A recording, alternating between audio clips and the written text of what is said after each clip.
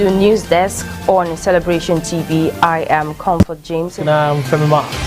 And the news making the rounds. Please stay with us as we bring you details. Watch robust, objective, analytical, informative, educative, entertaining and inspiring news on Celebration TV News Desk. Every weekday, 11 a.m. GMT+1. That is 11 a.m. GMT+1 on Mondays through Fridays. You are welcome to Sports Corner. I am Ivan Agafe. Celebration TV News Desk. The whole truth.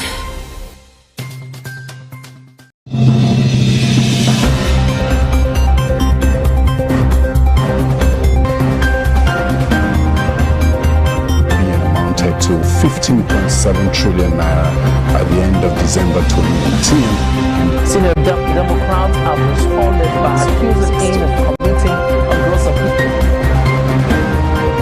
The All Progressives Congress has vowed to punish the Ogun State Governor, Ibikule Amosu.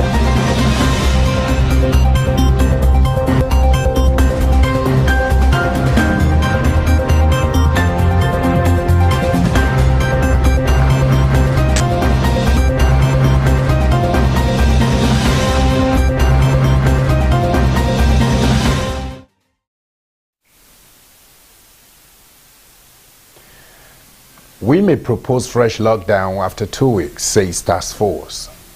Scale down inauguration, Malawi president vows to declare assets. U.S. to withdraw visas for foreign students if classes moved fully online. The federal government writes off 4.2 billion naira debts for radio TV stations. Napoli deal may make Osimhen Nigeria's costless footballer.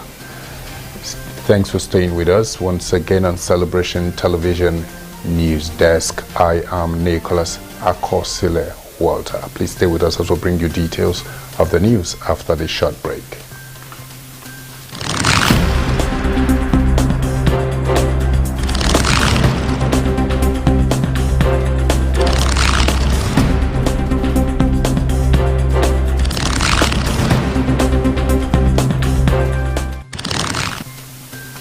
All right, thanks for joining us once again. Now the news in details. The Presidential Task Force on COVID-19 lamented the increasing rate of COVID-19 cases among people in government, saying it was directly impacting on governance and security in the country.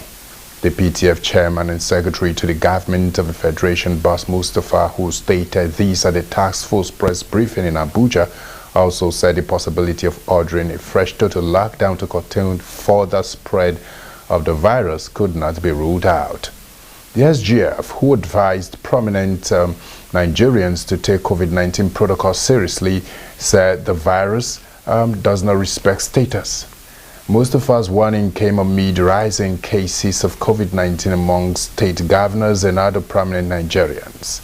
Recently, state governors including David Umahi of Ebonyi, Ifeanyi Okowa of Delta State and other Ondo State and their Ondo State counterpart, Rotimi Akeredolu, contracted the virus.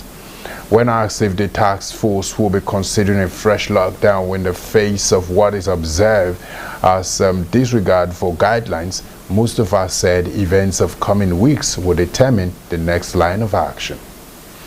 The SGF also said members of a task force met with heads of security agencies. He said the meeting centered on how to enforce compliance with guidelines among other issues. The Minister of Health, Hanire Osage, said the ministry planned to boost overall COVID-19 sample collection by preparing all eligible public and private hospitals nationwide to become collection sites. Moving forward quickly, we have NCDC recommends visual campaigns for Edo and Ondo state elections. The Nigeria Center for Disease Control has recommended that politicians consider visual campaigns where applicable for the forthcoming governorship elections in Edo State and Ondo States, as well as other pending elections. The recommendation is contained in a document titled Guidelines for Conducting Elections During the COVID-19 Outbreak in Nigeria. While the Independent National Electoral Commission has fixed the governorship election in Ondo State for September 19th, the election in Ondo State is scheduled for October 10th. There are states where local government elections or supplementary elections will be holding to fill vacancies in state houses of assembly and the Senate. It urged politicians to adhere to INEC codes of conduct, including public health and social measures expected at rallies and election locations through relevant communication channels such as posters, TV, and radio jingles. In the event that there must be rallies, the Senate recommended that all preemptive measures, including the compulsory use of face masks, should be adopted.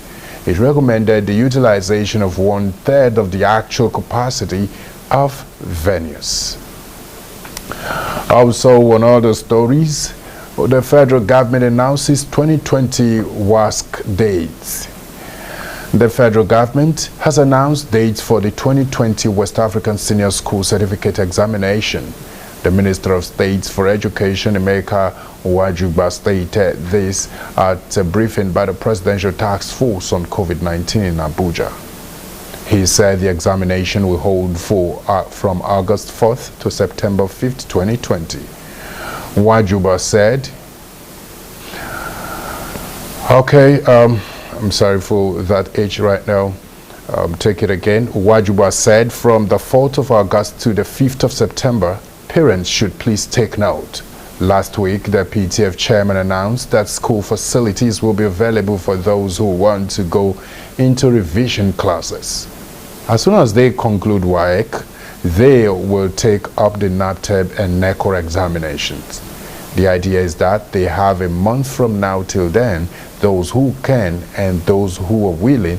The states who are willing should also make their schools available for their children to revise. All right, coming from around Africa, scaled down inauguration. Malawi president vows to declare sets. Malawi's new president Lazarus Chakwera's official inauguration took place days after he was sworn into office after defeating then incumbent Peter Mutharika in a keenly contested poll rerun. The event was largely scaled down due to rising cases of the COVID-19 pandemic. It took place at the Kamuzu barracks in Lilongwe. In attendance were high-level members of government. The guest list, according to reports, was restricted to just 100 delegates after the president cancelled major celebrations which were expected to be held at the Bingu National Stadium. The most notable foreign dignitary being Samia Suluhu, Tanzania vice president. Most diplomats serving in the country were in attendance with a more visible show of virus prevention measures as compared to a week ago during the packed swearing-in. The president officially received the sword of office, which confers on him the power as commander-in-chief of the armed forces. Reports have it that the president has pledged to declare his assets, reduce his powers, answer questions in parliament, consult the leader of opposition every 3 months, and operationalize the access to information bill. Chakwera also praised major stakeholders in the election petition and subsequent re-election. He singled out, among others, the court witnesses, judiciary, civil society, journalists, members of parliament, campaign founders, electoral commission, and members of the security forces. And still from around Africa, Mauritania, all the way from Mauritania, parliamentary committee summons ex-president. Former Mauritanian President Mohamed Ould Abdelaziz had been summoned to appear before a parliamentary commission of inquiry tomorrow, set up to shed light on his years in power in the West African country from 2008 through 2019. In the letter addressed to the former president, the president of the Commission of Inquiry, Bib Ould Diaye, said Mohamed Ould Abdelaziz's name has During previous hearings of the commission been directly cited many times in connection with facts and acts that could constitute a dangerous violation of the Mauritanian constitution and laws. In an attempt to expose the truth, the commission therefore summoned the former head of state to provide information and explanations. Neither Mr. Ould Abdulaziz nor his entourage has reacted, especially on the intention of the former president to attend the convocation. The commission has already heard from several of his former ministers.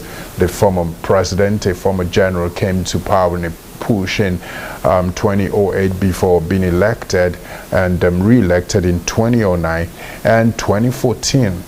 President Mohamed Ould Ghazouani, who succeeded him in August 2019, was his former chief of staff and minister of defense. We'll go on a very short break. We'll come back, bring you details or updates from the United States. Stay with us, please. Welcome to News Desk on Celebration TV. I am Comfort James. And I'm Femi Marks. And the news making the rounds. Please stay with us as we bring you details. Watch robust, objective, analytical, informative, educative, entertaining and inspiring news on Celebration TV News Desk. Every weekday, 11 a.m. GMT +1, that is 11 a.m. GMT +1 on Mondays through Fridays. You are welcome to Sports Corner. I am Ivan Agafe. Celebration TV News Desk, the whole truth.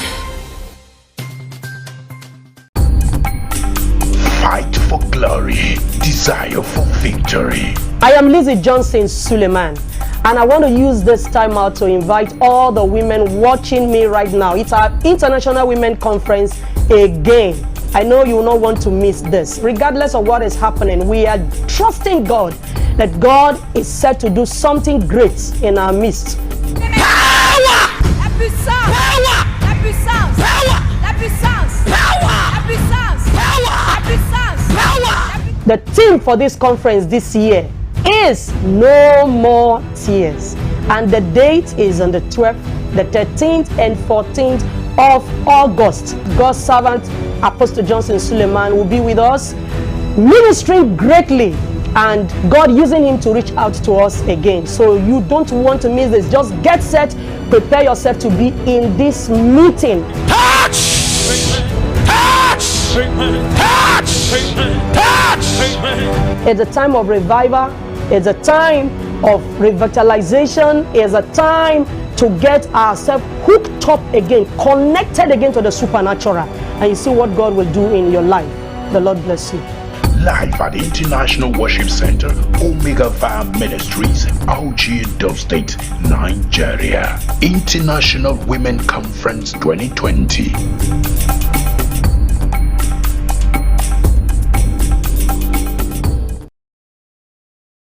Welcome to News Desk on Celebration TV. I am Comfort James. And I'm Femi Marks.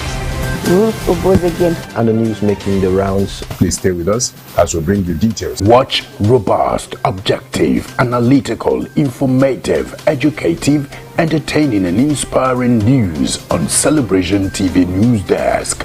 Every weekday, 11 a.m. GMT +1, that is 11 a.m. GMT +1 on Mondays through Fridays. You are welcome to Sports Corner. I am Ivan Agafe. Celebration TV News Desk, the whole truth. All right, welcome back. And now, updates from U.S. U.S. to withdraw visas for foreign students if classes move fully online. Foreign students will not be allowed to stay in the U.S. this autumn if their universities have both classes fully online unless they switch to a course with in-person tuition. The U.S. Immigration and Customs Enforcement Agency said people could face deportation if they do not comply with the rules. Many universities are moving classes online due to the coronavirus pandemic. It is not clear how many students will be affected. Large numbers of foreign students travel to the U.S. to study every year and are a significant source of revenue for universities as many pay full tuition. Harvard has announced all course instruction will be delivered online when students return for the new academic year, including those living at the university.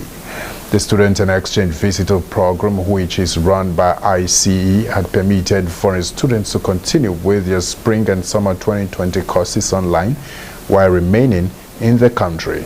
But Monday's announcement said foreign students who remain in the U.S. while enrolled in online courses and fail to switch to in-person courses could face immigration consequences, including but not limited to the initiation of removal proceedings. According to the U.S. Commerce Department, international students contributed $45 billion to the country's economy in 2018. More updates from UK. Wear mask in crowded public spaces, says science body.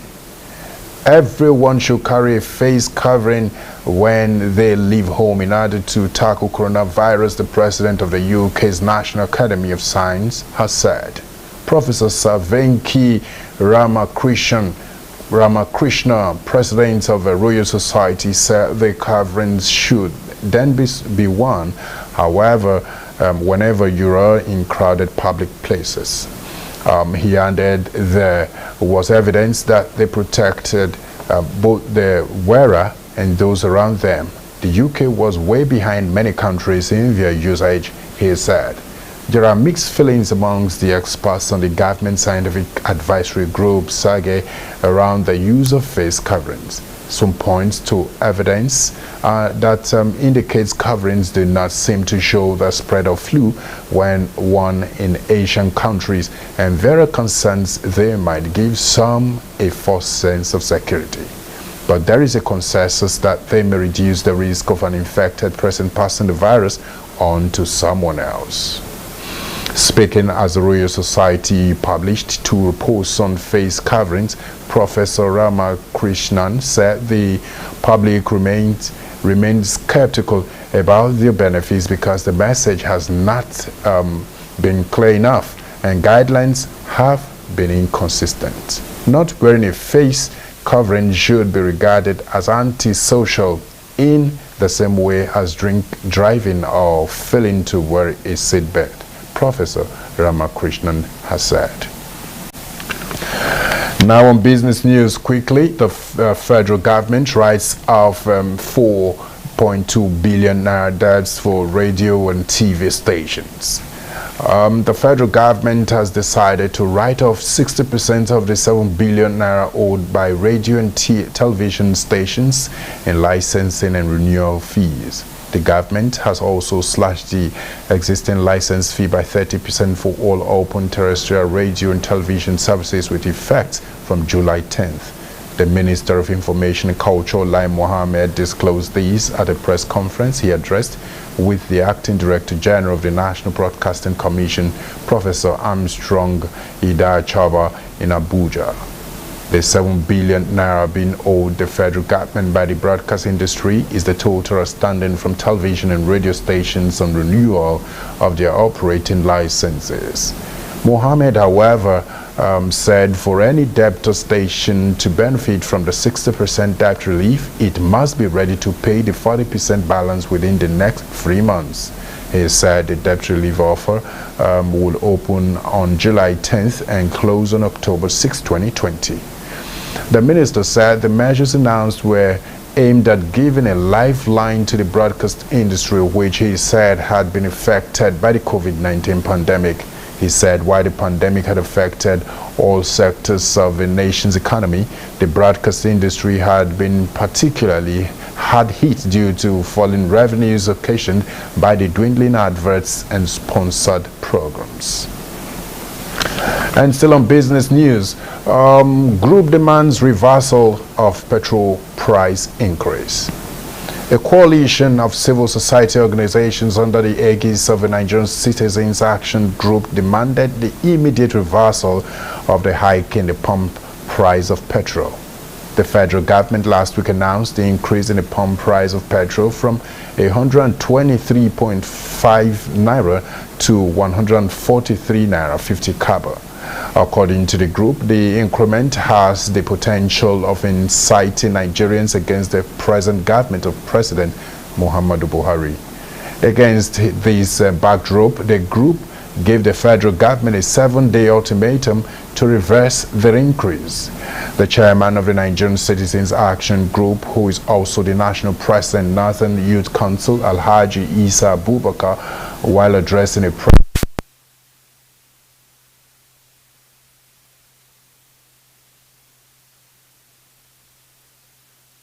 to News Desk on Celebration TV. I am Comfort James. And I'm Femima.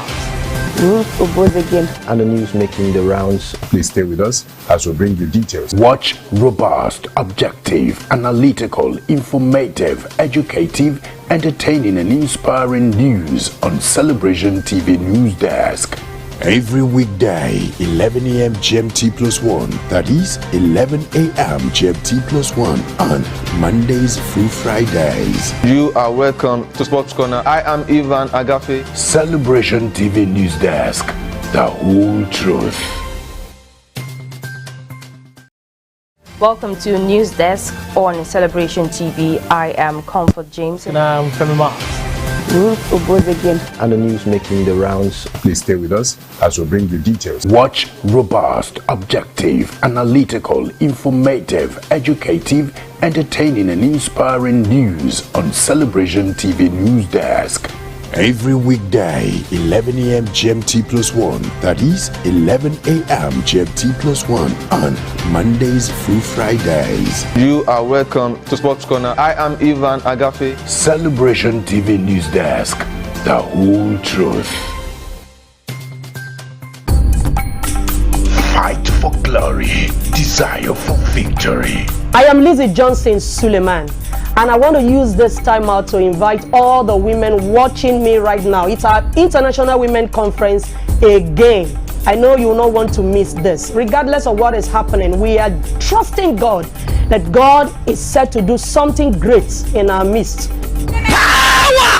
Happy sounds! Power! Happy sounds! Power! Happy sounds! Power! Happy sounds! Power! Happy sounds! Power! The theme for this conference this year is No More Tears, and the date is on the 12th, the 13th and 14th of August. God's servant Apostle Johnson Suleiman will be with us, ministering greatly, and God using him to reach out to us again. So you don't want to miss this. Just get set, prepare yourself to be in this meeting. Touch!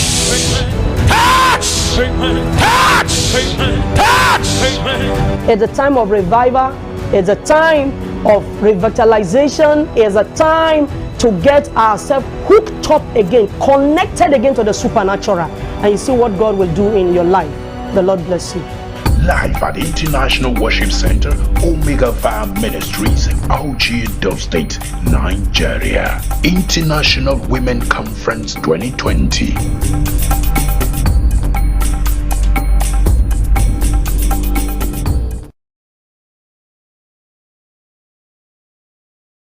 Welcome to News Desk on Celebration TV. I am Comfort James. And I'm Femima. And the news making the rounds. Please stay with us as we bring you details. Watch robust, objective, analytical, informative, educative, entertaining and inspiring news on Celebration TV News Desk. Every weekday, 11 a.m. GMT +1, that is 11 a.m. GMT +1 on Mondays through Fridays. You are welcome to Sports Corner. I am Ivan Agafe. Celebration TV News Desk, the whole truth. Welcome to News Desk on Celebration TV. I am Comfort James. And I'm Femima. And the news making the rounds. Please stay with us as we bring you details. Watch robust, objective, analytical, informative, educative, entertaining and inspiring news on Celebration TV News Desk. Every weekday, 11 a.m. GMT plus 1. That is 11 a.m. GMT plus 1 on Mondays through Fridays. You are welcome to Sports Corner. I am Ivan Agafe. Celebration TV News Desk. The whole truth. Welcome to News Desk on Celebration TV. I am. Welcome back, and quickly we apologize for that in transmission. Straight away we'll go straight to sports news. Napoli deal may make Osimhen Nigeria's costliest footballer. Victor Osimhen is poised to become Nigeria's most expensive footballer if he makes the much anticipated move to Napoli. Osimhen's exploits with Lille last season, when he scored 18 goals and provided 6 assists in 38 games across all competitions, has seen several clubs launch mammoth bids to sign him this summer, with Napoli already tabling 60 million euro for the Nigerian and have had a reported salary of 2.5 million euro per annum in a 4-year deal. He was voted the club's player of the year and also scooped the prize for the best African player in League One. The deal, if completed today, will eclipse the 38 million pounds that Everton paid Arsenal for Alexi Iwobi last season. The previous records were held by Kelechi Iheanacho, Odion Ighalo and Ahmed Musa when they joined new clubs in recent years. Iheanacho broke the then record of most expensive Nigerian footballer of all time when he sealed a move from Manchester City to Leicester City in 2017. The former under-17 champion switched the Etihad for the King Power Stadium for £25 million, surpassing Ighalo's £20 million move from Watford to Changchun Yatai earlier. Musa's move from Leicester City to Al Nassr of Saudi Arabia was also put at around £18 million. Meanwhile, Napoli's all-time leading scorer Dries Mertens is anticipating Osimhen's arrival, claiming he is precisely the type of player the club needs. Quickly, in another sports news, Rangers to pay Judge's family 20 million naira compensation. The family of late Enugu Rangers player Ifeanyi George will be presented with an insurance benefit check of between 15 million naira to 20 million naira on July 21st in Enugu, the former Nigerian champions have said. Rangers team manager Mobi Ezeaku disclosed the sum shortly after the club made the announcement in a statement on Twitter. George and teammates Emmanuel Ogbu were killed in a car accident on March 22nd along the Benin-Agbo Expressway in Delta State while on their way to Lagos after the domestic league was suspended due to COVID-19. The Rangers team manager Mobi Ezeaku, who did not disclose the specific amount to be paid to George's family, urged other teams to emulate the 2016 NPFL champions by putting the welfare of your players first. Mobi said it is the first of its kind in Nigeria. It has never been done anywhere in the league, and very encouraging other clubs to do the same and look into the welfare of players. And that has brought us to the end of the news on Celebration Television News Desk. In case you're just joining us, here's a recap of the news headlines. We may propose fresh lockdown after 2 weeks, says task force. Scaled down inauguration, Malawi president vows to declare assets. U.S. to withdraw visas for foreign students if classes move fully online. The federal government writes off 4.2 billion naira debts for radio and TV stations. And Napoli deal may make Osimhen Nigeria's costliest footballer. And quickly we have quotes of the day that states that a journey of 1,000 miles begins with a single step. That's it. You begin from a level and attain the apex. There are some persons out there that really want to get to the top all of a sudden, just in one day. It's not possible. You just can't do that, because even if you try all the gimmicks to get there, you will surely crash. By the time you begin from the bottom, definitely you aim at the top. You can drop your comments on our social media platform on Facebook, Celebration TV, Instagram, My Celebration TV, Twitter at My Celebration TV, and on YouTube, Celebration TV. Always remember that the continuous transformation of a society is a collective responsibility of all. No matter the office you hold as a nation's president, a thought leader, an opinion molder, a character builder, a professional, or as a person pursuing passion, you have a duty to give your all to making the society a better place for us and the generations to come. Play your part and do it with all diligence. Thanks once again for staying with us on our news desk. I remain Nicholas Akosile Walter. Bless you.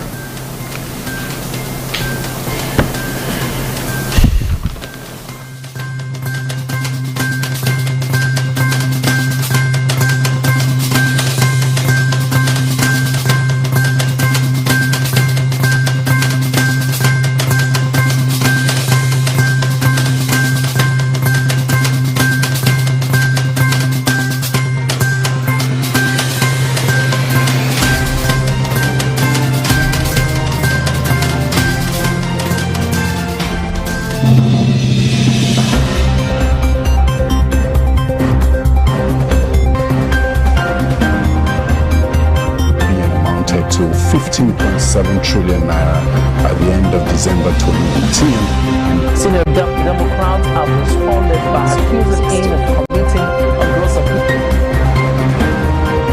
The All Progressives Congress has vowed to punish the Ogun State Governor Ibikule Amosu